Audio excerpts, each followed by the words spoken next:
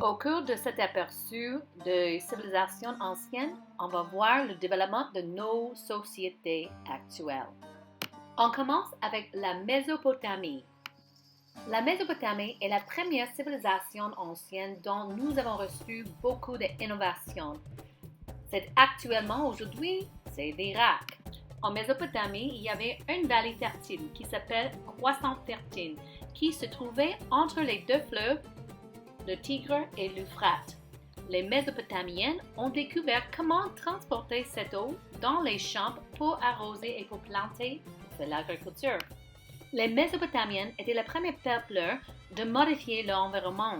Ça veut dire qu'ils ont développé une technologie qui s'appelle irrigation. Ils ont transporté de l'eau des fleuves Tigre et Euphrate pour transporter dans les canaux dans leurs champs pour l'agriculture. Les Sumériens ont inventé la plus ancienne langue écrite, l'écriture cunéiforme. Ce type d'écriture est apparu à Sumer environ 3000 ans avant notre ère.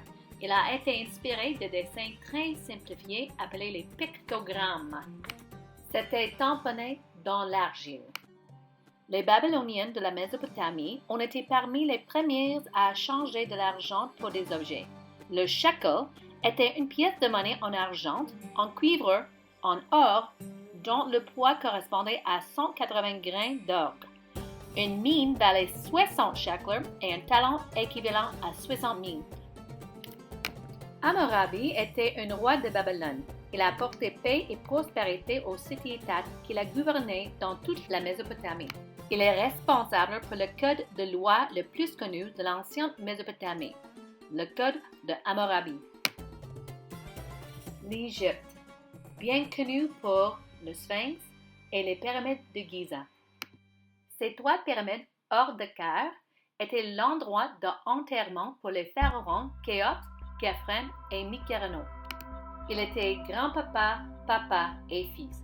Les trois petites pyramides devant étaient pour leurs femmes. Il y avait des autres tombeaux qui ont été créés pour l'enterrement des pharaons. Les tombeaux d'un pharaon ont été construits pendant toute la règne de ce pharaon. Donc, tout en commun avait le plus petit règne et donc son tombeau était le plus petit. Ramsès II a régné depuis 67 années, donc il avait le plus grand tombeau. Dans ces tombeaux ou tombes était l'endroit d'enterrement. On a vu des momies enterrées dedans. Non, pas ta maman, mais une momie. Dans ces tombeaux, il y avait les peintures murales. Ces peintures murales ont dépeint la vie du pharaon, tous ses succès, toutes ses conquêtes. C'était aussi important de dépeindre les dieux et les déesses pour le au-delà, la vie après la mort. Voici le dieu Osiris en vert et la déesse Isis. Osiris, le mari de Isis, était le dieu de la végétation et des morts. La déesse Isis était la femme d'Osiris et la reine de la magie. La mode de vie des Égyptiens, le maquillage était très important. Les hommes, les femmes et les enfants, tous ont porté le maquillage. Ils ont utilisé le col pour contourer les yeux. Ils ont aussi utilisé l'ocre et le henné. Pour les anciens Égyptiens, le pharaon représentait un dieu vivant, celui qui dirigeait entièrement le pays. Normalement, cette position de pouvoir a été tenue par un homme. Toutefois, il y a eu une fois que cette position de pouvoir a été tenue par une femme qui s'appelait Hatshepsut. Le seul monument dans son existence, c'est le temple de Hatshepsut qui s'appelle Djoudejero. Il y a eu une rumeur que son frère Thutmosis III l'a tué parce qu'il était jaloux. La vallée de l'Indus avait beaucoup de peuples divers. Aujourd'hui, on connaît cette vallée comme l'Inde. Ces artefacts nous montrent à quoi ressemblait l'écriture des habitants de la vallée de l'Indus. La vallée de l'Indus était la première civilisation qui a construit la plomberie à l'intérieur. Ça veut dire vous avez pu faire pipi à l'intérieur. La route de la soie, nommée par un explorateur allemand. Les commerçants ont parcouru la route de la soie pendant plus de 1600 ans. C'était né hors d'une interaction entre les Romains et les Chinois. Les Romains voulaient le soi de Chine. Un peu comme les Égyptiens, il avait les dynasties, mais au lieu de pharaon, le chef était l'empereur.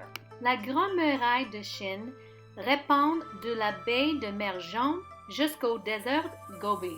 Cette muraille a été construite pour protéger la Chine contre les envahisseurs. En fait, ça a commencé en 5 sections. L'empereur Qin Shi Huang a réuni toutes les 5 sections pour créer un grand muraille uni. En 1974, les agriculteurs chinois ont découvert un site archéologique spectaculaire.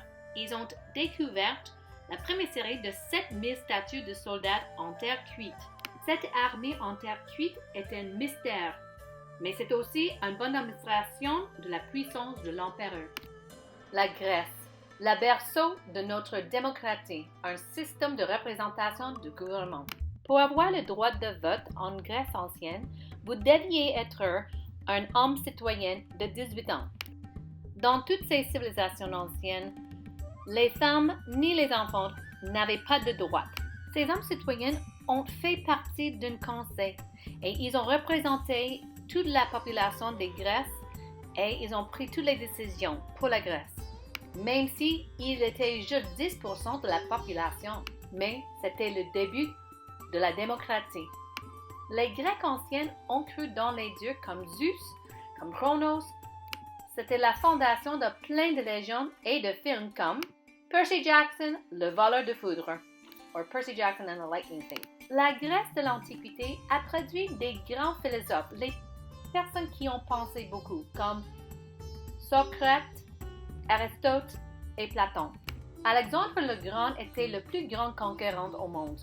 Il a conquis la Perse, l'Égypte et autres pays en Asie.